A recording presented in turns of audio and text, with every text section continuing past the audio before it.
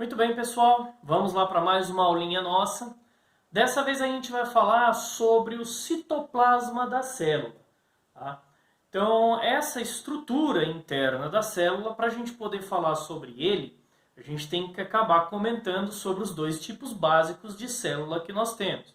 As células procariontes e as células eucariontes. Vamos começar pela mais simples de todas. As células procariontes, que representam para a gente as bactérias, basicamente por serem células extremamente simples, dentro delas não tem muitas estruturas. O que a gente tem especificamente são os ribossomos, representados aí por esses pontinhos, tá? E o nucleóide, que é o DNA dissolvido dentro deles. Eles não têm membranas internas, então o seu núcleo é dissolvido dentro da célula.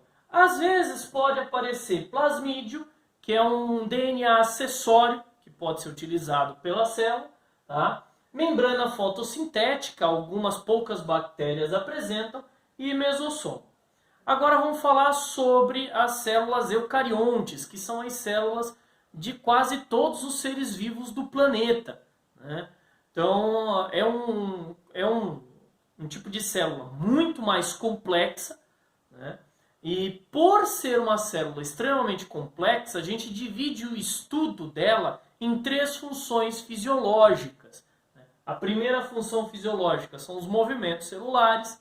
Então a gente vai estudar um pouquinho sobre movimento de ciclose, movimento ameboide, movimento ciliar, movimento flagelar. Tá?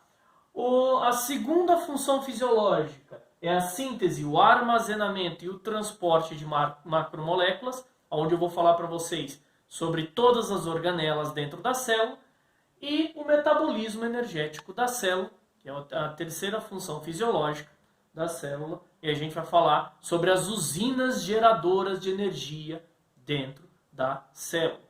Beleza? Vamos para a nossa primeira função fisiológica, os movimentos celulares. Para a gente poder falar sobre os movimentos celulares, a gente vai falar sobre o citoesqueleto, toda a estrutura que mantém a célula como ela é. Então, para isso, eu vou falar sobre duas estruturas pequenas.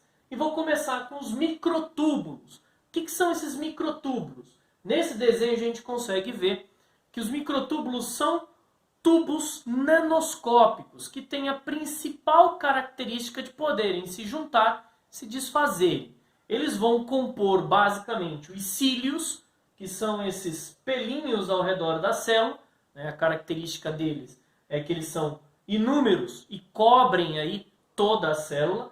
O flagelo, que ele tem pouca quantidade, de 1 até 5, e são longos, né, enormes na célula, mas também podem formar os centríolos, que vão ajudar aí no processo de divisão celular. Além dos microtúbulos, nós temos os microfilamentos. Aqui o microfilamento, e ele vai formar principalmente toda a parte de movimento interno da célula, né, que nós chamamos de ciclose, e também o movimento ameboide, que é a dobra da membrana plasmática, para formar o que a gente chama de pseudópodes. A segunda função fisiológica da célula, né, que é a síntese, transporte e o armazenamento de macromoléculas, como eu disse, vou falar de todas as organelas dentro da célula. E a gente vai começar falando sobre os ribossomos, que são organelas não membranosas. A gente vai ver que todas as outras organelas são membranosas, mas tem grande função dentro da célula, porque o ribossomo ele tem a função de síntese proteica, ele vai produzir aí proteínas para a célula.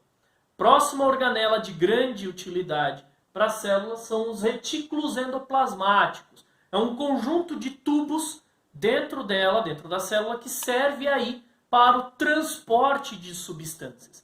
Existem dois tipos de retículos endoplasmáticos. Nós temos os retículos endoplasmáticos rugoso, onde ele tem aderido às suas membranas ribossomos. Então, além de transportar, eles vão produzir proteínas, além de transportar substâncias, produz proteínas. E o retículo endoplasmático liso, que é como ele não tem ribossomos, nas suas membranas, na sua membrana, não vai produzir proteínas, mas vai sintetizar esteroides e alguns outros lipídios. Tá?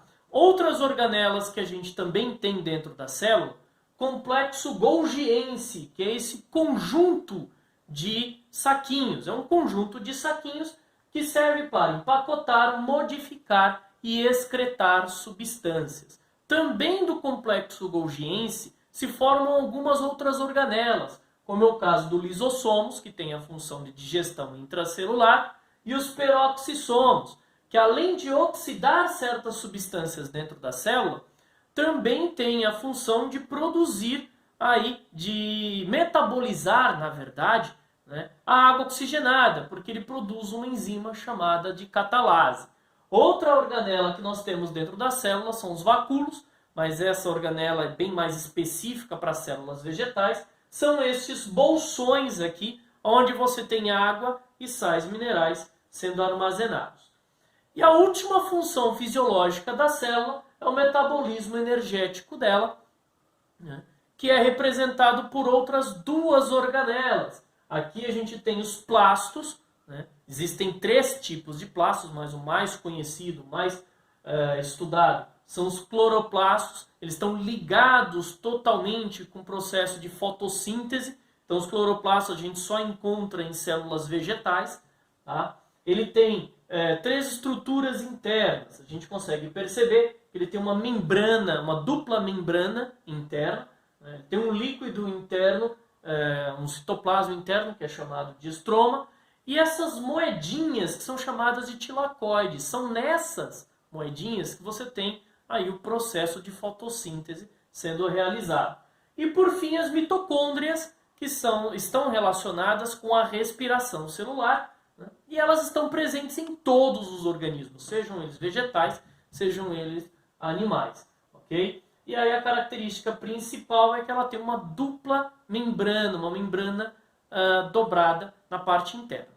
Beleza, pessoal? Mais uma aula nossa aí. Até a próxima.